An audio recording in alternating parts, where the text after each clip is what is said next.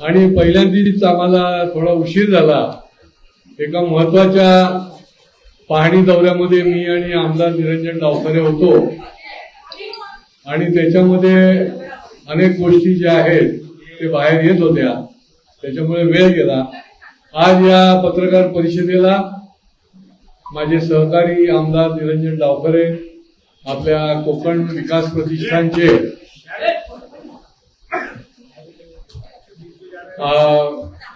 राजेंद्र तावडे, ज्या प्रतिष्ठानचे अध्यक्ष विनोद तावडे आहेत, ते कोकण विकास याच्यामध्ये सहभागी आहेत।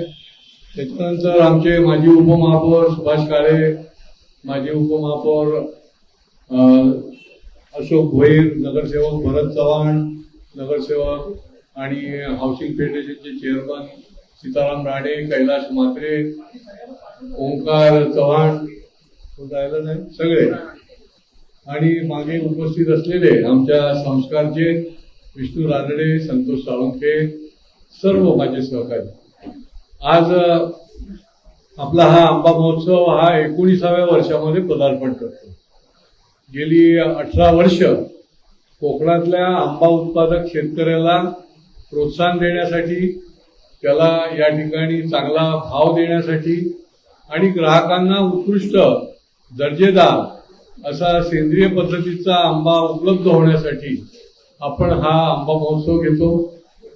या आंबा महोत्सवाच्या निमित्ताने दरवर्षीप्रमाणे अनेक संकट जी आहेत ती आंबा उत्पादक शेतकऱ्याला आली आहेत। आपल्याकडे मी जी एक नोट दिलेली आहे त्याच्यामध्ये सर्व माहिती आपण मी त्या ठिकाणी दिलेली आहे।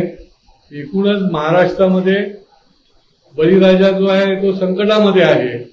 गेल्या महिन्याभरापासून अवेळी पाऊस, गारा अशा निरनिराळ्या प्रकारच्या संकटामुळे विविध महाराष्ट्रातल्या विभागातला शेतकरी जसा संकटात आला तसाच कोकणामधला आंबा उत्पादक शेतकरी देखील संकटामध्ये आला। ढगाळ वातावरण, त्यामुळे मोहर गळून जाणं, या ठिकाणी थ्रिप्सचा रोग, तुडतुडा कीटकाच्या प्रादुर्भावामुळे मागच्या वेळेला 20% हाती लागलं होतं आंब्याचं पीक, यावेळेला 15%च आंब्याचं पीक जे आहे ते हाती लागलं। आणि त्याच्यामुळे तरी देखील धीर आणि धैर्य धरून हा आंबा उत्पादक शेतकरी मेहनतीने तरी देखील काम करतो आणि देशामध्ये आणि जगामध्ये आंबा उपलब्ध करून देतो। मी या आपल्या माध्यमातून ठाणेकरांना आणि सर्व परिसरातल्या नागरिकांना आवाहन करतो की अशा प्रकारे या आंबा उत्पादक शेतकऱ्याला आपल्याला ताकद द्यायला पाहिजे। एकत्रित त्या ठिकाणी 40 स्टॉल त्या ठिकाणी उपलब्ध होत आहेत। आपण नेहमीप्रमाणे 5 स्टॉल जे आहेत ते बचत गटांकरता ठेवतो आणि त्यांना मोफत पद्धतीने ते स्टॉल जे आहेत ते उपलब्ध होतात। इव्हन शेतकऱ्यांना देखील अतिशय सवलतीमध्ये आपण ते स्टॉल देतो, कारण त्यामुळेच आपली स्लोगन आहे की हा केवळ उत्सव नाही तर ही एक चळवळ आहे आणि या चळवळीमध्ये ठाणेकर ग्राहक जे आहेत ते नेहमीच सहभागी होतात, भरभरून आपल्याला प्रतिसाद देतात आणि त्याच्यामुळे या 1 मे पासून सुरू होणाऱ्या आंबा महोत्सवाला आपण याची माहिती जी आहे ती लोकांपर्यंत नेहमीच आपण आम्हाला सहकार्य करता, अनेक असंख्य लोकांपर्यंत पोहोचवता। 1 ते 10 मे हा गावदेवी मैदानामध्ये हा आंबा महोत्सव असेल। आंब्याच्या व्यतिरिक्त इतर देखील प्रॉडक्ट्स कोकणामधले त्या ठिकाणी ठेवले जातील आणि नेहमीच प्रमाणे जरी संकटात असला तरी आंबा उत्पादक शेतकरी त्या ठिकाणी येईल आणि ठाणेकरांची आणि आजूबाजूच्या, कारण ठाणे जिल्ह्यातली लोक येतात, त्यांची देखील दर्जेदार आंबा देऊन आणि वाजवी दराने आंबा देऊन सेवा करेल। धन्यवाद। काय प्रश्न नसेल ना? भाव आता 1 तारखेलाच कळेल, कारण की चढ उतार आहे।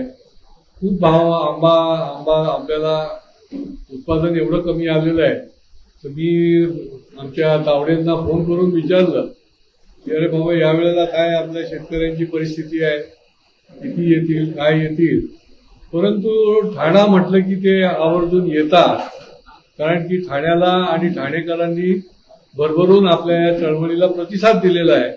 त्याच्यामुळे सर्वात जास्त आंबा उत्पादकाला या ठाण्यामधनं निश्चितपणे भाव पण चांगला मिळतो आणि रक्कम पण चांगली मिळते आणि त्याच्यामुळे याही वेळेला ते या ठिकाणी येणार.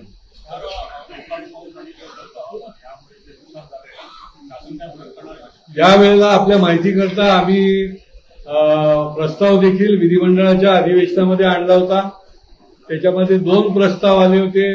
एक प्रस्ताव जो आहे तो मीच त्या ठिकाणी मांडला होता या स्पेशल कोकणातल्या निरनिराळ्या विषयांच्या बद्दल, आणि त्याही वेळेला आम्ही सांगितलं होतं आणि रिप्लायमध्ये शासनाने आंबा उत्पादक शेतकऱ्याला आम्ही कमी पडू देणार नाही अशा प्रकारचं रिप्लायमध्ये देखील सांगितलं.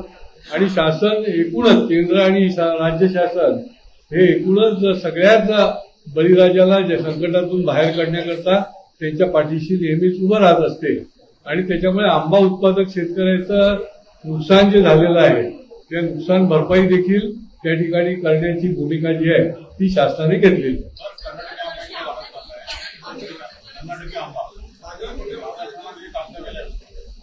नाही, कर्नाटकचा आंबा दरवेळेलाच येतो आणि काही वेळेला काही विक्रेते जे आहेत ही सगळी मधले विक्रेते आहेत. आपला आंबा जो आहे डायरेक्ट शेतकरी आहे, तर ते हापूसचा आंबा म्हणून तो विकतात.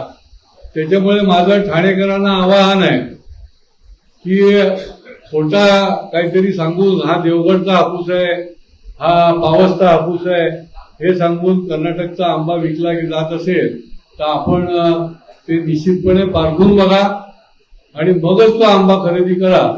त्याच्यामुळे कोकणाच्या आंब्याला जी काही प्रत दर्जा आहे आणि प्रत आहे त्याची, तर त्याच्यामुळे ते त्या हापूसचं नाव घेऊन विक्री करतात. त्याच्यामुळे त्यांनी सावधान असावं.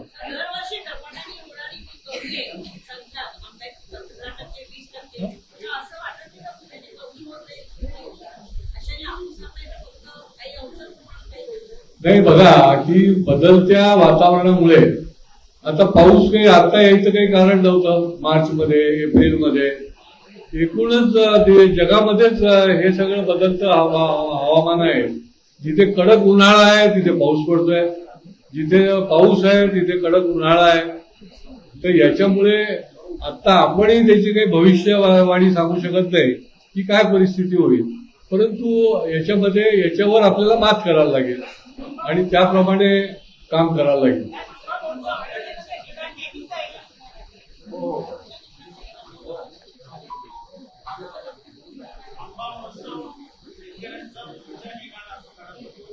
नाही, आंबा उत्पादक शेतकरी जे आहेत ते राजू शेट्टींच्या नेतृत्वाखाली मोर्चा काढणारे, त्यांच्या अनेक समस्या आहेत. शेवटी बघा, लोकशाहीमध्ये निरनिराळ्या समस्यांना आणि शेतकऱ्यांच्या समस्यांना निरनिराळ्या संघटना आणि ही मंडळी जी आहे ती वाचा फोडत असते आणि त्याच्यामुळे ते मोर्चा निघणार आहे.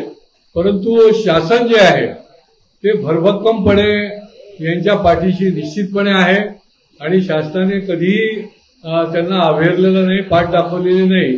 त्यांच्यावर जेवढी वेळोवेळी संकट येतील त्याच्यावर मात करण्यासाठी यथाशक्ती शासन त्यांना नेहमी मदत करत आलेलं आहे आणि याच्यामध्ये देखील निश्चितपणे अधिकची भर टाकून त्यांना निश्चितपणे मदत करेल.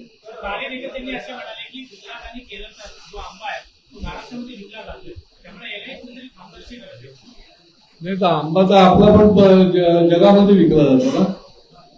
आपला आंबा शेकडो कोटी रुपयाची निर्यात जी आहे ती जगामध्ये होते आणि त्याच्यामुळे तो लोकांना चॉईस आहे. परंतु रत्नागिरी आणि देवगडच्या हापूसला जो दर्जा आणि त्याला भाव आहे, लोकांच्या दृष्टीने त्याला जी डिमांड आहे ती मला नाही वाटत की कुठल्या दुसऱ्या ह्याला आहे.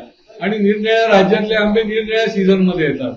आता उत्तर प्रदेशचा आंबा जो आहे तो हा आपला सीझन संपला की जूनमध्ये किंवा मे एंडमध्ये येतो. केसर आंबा असेल किंवा केशरी आंबा म्हणतो आपण, त्याच्यामुळे त्याचा काही परिणाम नाही.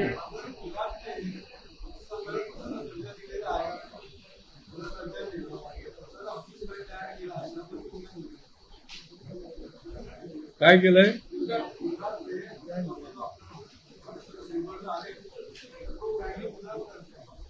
आता ज्याला त्याला त्याचं स्वातंत्र्य आहे ना. आपण देखील आपला ब्रँडिंग करतो, आता देवगड हापूस म्हणून आपण आपल्या तिथल्या शेतकऱ्यांनी ब्रँडिंग केलं होतं.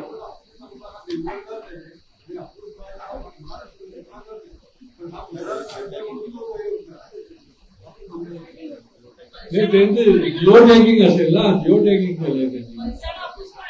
आपल्या देवगड आंब्याला जिओ टॅगिंग आहे. त्याच्यामुळे असं काही आपल्याला राज्यामध्ये काही आपल्याला आंब्यामध्ये भांडणाचा विषय नाहीये. हा झाले.